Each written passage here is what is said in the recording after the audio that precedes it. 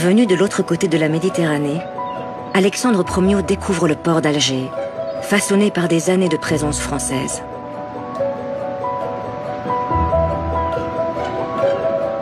Promiot capte pour nous l'étonnante place du gouvernement, mélange colonial si typique quand se côtoie la tradition religieuse locale et la passion de la République pour les statues de ses gloires militaires.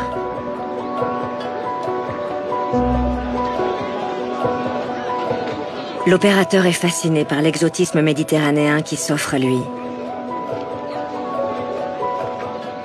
Dans l'objectif de Promiot, la capitale de l'Algérie semble bien sûr apaisée, car cela fait 60 ans que les Français se sont installés ici. Pourtant, cette conquête de l'Algérie a été une véritable guerre, longue et meurtrière.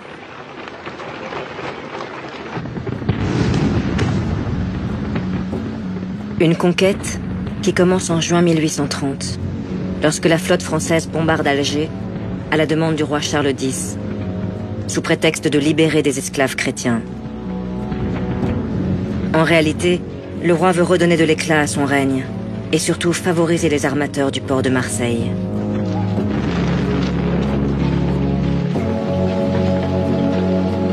Grâce aux peintures d'Horace Vernet, qui a immortalisé cette conquête, nous mesurons la violence d'une campagne dirigée par le maréchal Bugeaud.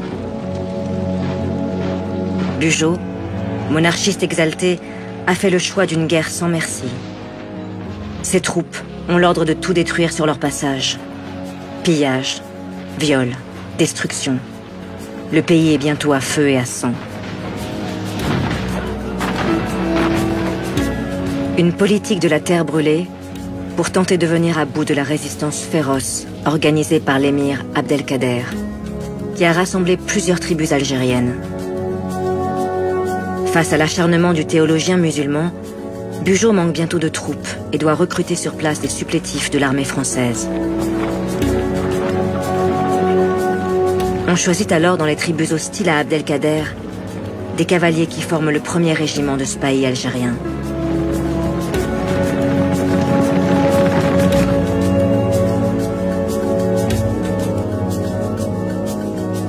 Un renfort crucial pour les troupes de Bugeaud, qui finissent par prendre le dessus.